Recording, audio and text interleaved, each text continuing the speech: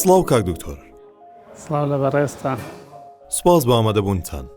پەتای ڤایرۆسەکان چییە؟ ڤایرۆسەکان چەند کۆمەڵە مشەخۆرێکی وردیلان کە بە زۆری پەتا دروستەکەن لە بۆری هەناسەیە. هەرچەند ڤایرۆسەکان لە هەموو شوێنێکی تری جەستەیان ئەوانەی بۆری هەناسە کە ئەم ساڵ زۆر باوە، ئەمانەوێ باسێکی ئەوە بکەین کە ئەم ساڵ جیاوازێکی پێوەیە لەگەڵ ئەو پەتا کۆرۆنایە کە تێکەڵ بووە.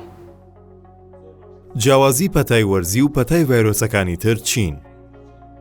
بەڵێ، پەتای وەرزی و پەتای ڤایرۆسەکانی کە هەیە کە بۆری هەناسە ئاگرێتەوە بە تەقریبی جیاوازێکی وایان نییە، چکە زۆربەیان نیشانەکانی بۆری هەناسە لە ئیلتیهابات دروستەکەن، وەکو تا، کۆکە، قوڕگی ئێشە، لەرزوتە، سکی ئێشە، هەنێکیان هێڵجانەوە و ڕشانەوە.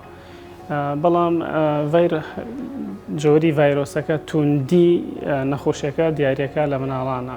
بۆ نمونە نەخۆشی ڤایرۆسی کۆرۆنا لەگەڵ H1N1 ئەوەی کە ساڵان بە پەتای ئینفلۆنزای باڵندە و بەراز و کۆمەڵە پەتایی کە هەبوو هەر سەر بە گروپی ڤایرۆسەکانی بۆری هەناسن بە پێی جۆری پرۆتینی ڤایرۆسەکە نیشانەکانە گۆڕە. نیشانە دەگمەنەکانی پەتای وەرزی چین؟ خۆی کێشە لەگەڵ ئەم ڤایرۆسانە ئەوەیە کە زۆر جار بە نیشانە باوەکان خۆیان پیشان نایەن، یعنی بەوەی کە هەر بێت و تای هەبێ و کۆکەی هەبێت و هەڵامەت بگرێ. هەنێک جار هەیە دۆکیومنت کراوە کە چەنەها نەخۆش براونتە ژووری نەشتەرگەریەوە بۆ ئەوەی نەشتەرگەری ڕێخۆڵەکوێری بۆ بکرێ بۆ مناڵێک دوای دەرکەوتووە یەکێک لە ئەم ڤایرۆسانەی گرتووە.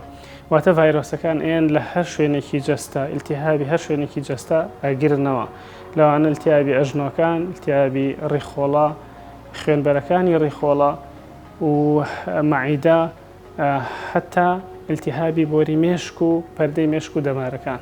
واکری ئیلتیهابی هەر شوێنێکی جسم بگرێتەوە و جاری واش هەیە تەنها بەو شتە خۆی پیشانەیە، واتە پەتای بۆری هەناسەکەی پێوە دیار نەبێ. بۆچی ڤایرۆسەکان تا سووڕی خۆیان تەواو نەکەن چارەسەر نابن؟ بەڵێ، ڤایرۆسەکان لەبەرەوەی وتمان چەند خانەیەکی نانۆیی زۆر وردیلەن و ئەمانە پەردەی دەوری میکرۆبەکە نییە کە ئێمە خانەی ئەنتیبایۆتیکی بێنێن و دەرمانی ئەنتیبایۆتیکیان بێنێ و یا هەتا زۆرێک لە دژە ڤایرۆسەکانیش لەسەریان ئیش ناکەن. بۆیە بێ خەڵکی ئەوە بزانێ زۆرێک لە ڤایرۆسەکان تا سووڕی خۆی تەواو نەکە هیچ